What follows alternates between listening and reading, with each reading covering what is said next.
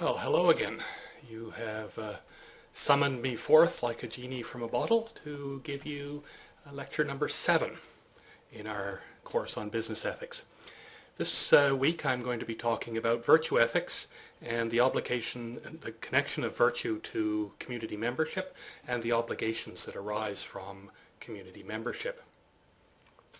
So, first off, I'm just going to tell you about virtues and compare them to excellence, which is a concept I think as want to be business people, you will probably understand. Here's how things fit into our conceptual framework.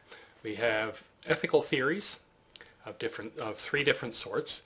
Some of them judge an action on its outcome. Some of them judge an action on or a decision on the principles being followed or the motivation of the person who makes the decision. And some of them judge the situation based on what sort of person the actor, the decision maker is showing themselves to be. One of these views is the ethics of care, and I'm going to talk about that next week, the ethics of care and how how relationships matter. And this week I'm going to talk about virtue ethics, how people can instill valuable character traits in themselves, and how these character traits fit in with the communities of which people are members. Another translation of the original Greek term arete, which meant virtue, is also excellence. And I'm not talking totally about excellences in terms of skills at bookkeeping or accounting or whatever, or even success. Somehow the excellences of virtues are overall excellences of character. This is what a virtue is. You can have a business person who is an excellent negotiator, but they may not be a sort of overall virtuous person. And the argument here is that there are certain virtues that business people should inculcate in themselves, when businesses should inculcate in them and encourage and incentivize and all those good things. And these are the virtues, and these virtues will help them contribute to the success and overall excellence of the organization. Because both you can talk about excellent managers and you can talk about excellent organizations, and similarly you can talk about virtuous organizations. And a virtuous or excellent organization is not just one that is profitable, but it has a certain excellence of corporate character. And that's, I'm going to talk about that a little bit later. To start, a virtue is it's a stable character trait, and it has positive moral significance. A vice is a stable character trait with negative moral significance. The opposite of a virtue is a vice. And oddly in English, the opposite of being virtuous is to be vicious. Though we don't usually use the word vicious in that sense. So virtues are also character traits that enable people to cooperate and flourish in communities of people with similar or maybe complementary traits.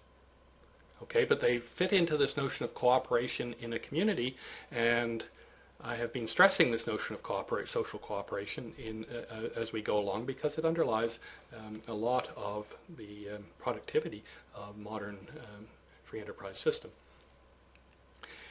Being virtuous is not the same as doing one good action. Just because you give something to a person once in your life, that doesn't make you a generous person. It might have been a generous act, but it is not the virtue of generosity. Generosity requires that it be a stable, something that you can expect of people. If somebody's generous, you can expect them to give gifts when appropriate. It's also not a strategy for personal gain. There is this slogan, honesty is the best policy, and if you are honest because you think it will get you ahead, that's not really being virtuous. The virtue of honesty is having that character trait of being an honest person no matter what, even when it won't get you ahead. So virtues are their character traits They might say their dispositions to behave in a certain way, their stable emotional responses. You're horrified when people are dishonest or horrified at the prospect of telling a lie yourself. They become habits, and they're somewhat automatic. This brings up this notion of being perfectly virtuous. A person is perfectly virtuous if they just simply do the right thing automatically without having to think through what to do. This person is trained in virtue, and it's almost like a form of moral perception. If you're a really virtuous person, you will look at a situation and see what you should do. The rest of us have to think it out. We're imperfectly virtuous, and we have to think what we should do, what would be the best thing to do. And in a sense, this whole course is about how to do that, because I'm teaching you how to reason through ethical situations and come up with a better answer than perhaps your untrained and not perfectly virtuous gut might have led you to do. One way to do this is to emulate how a virtuous person would act. Pick a virtuous person, Mahatma Gandhi, Mother Teresa, Jesus Christ, somebody who is a model of perfect behavior, and try to imagine what they would do. And sometimes people do that. But in this course, we're going to try to arrive at being imperfectly virtuous by a process of reasoning that applies all sorts of different ethical perspectives to getting the right answer. A philosopher, Robert Solomon, who's a virtue ethicist, has also thought deeply about what virtues and vices are common and useful and important in business. And he's come up with this following list of things like honesty. I mean, the whole business community works better if people are honest. The opposite of honesty is, or one opposite of honesty is dishonesty, and that would be a vice. So the corresponding virtue is, say, trustworthiness. When business people should be trustworthy, the other people should be able to rely on their word. But sleaziness and untrustworthiness is the vice. Courage and cowardice, generosity and being mean, justice and unfairness, and perseverance and maybe weakness or lack of perseverance. One thing about virtues is that they are not really opposites of vices, but they are the mean. Somehow they are a position, a type of character trait that is in between two other character traits that are not morally praiseworthy. For example, honesty is a virtue, and it's one vice. On one side, it's the opposite of dishonesty, of continually telling lies. But it's also, and this is where you have to be careful and where it requires some wisdom to tell what's going on. The honesty is not the same as over-disclosure. Sometimes it can be, you can say too much, right? Honesty requires that and honesty requires wisdom, because honesty requires that A, you avoid being dishonest, but B, you avoid disclosing things that you really shouldn't.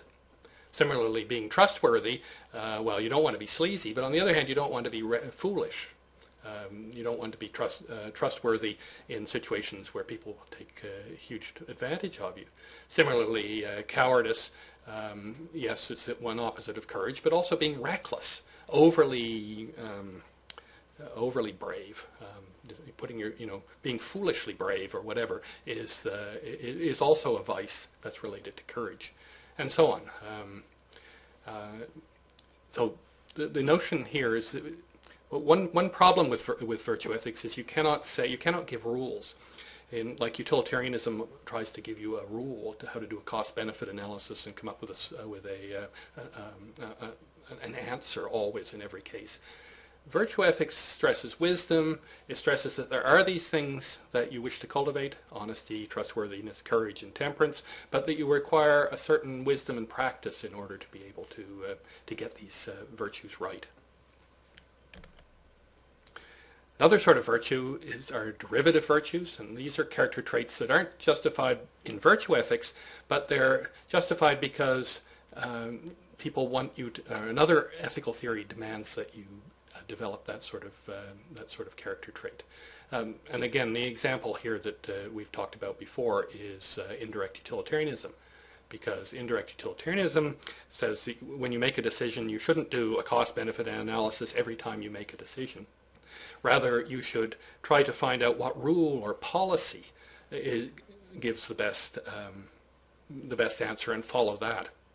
And for example, I mean, it takes a lot of time to do a cost-benefit analysis each time you try to act, so why not figure out a way to behave that in general satisfies your cost-benefit analysis and then do that. One of the things that indirect utilitarianism can ask you to do is not only have a policy, but also to develop a certain sort of character that will, and if you develop that sort of character, then in these situations you will do the right thing. And different theories, virtues can be either derivative or basic, and we've been mostly talking about basic ones, but derivative virtues, like indirect utilitarianism, can require that you develop, say, the virtue of benevolence. Justice might require that you develop the virtue of fairness. That's the one that correlates with theories of justice. And you have to be careful about people's rights.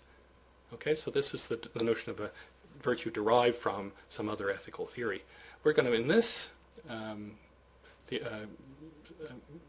lecture, we're going to be talking mostly about basic virtues and their connection to community membership. So here's a question for you.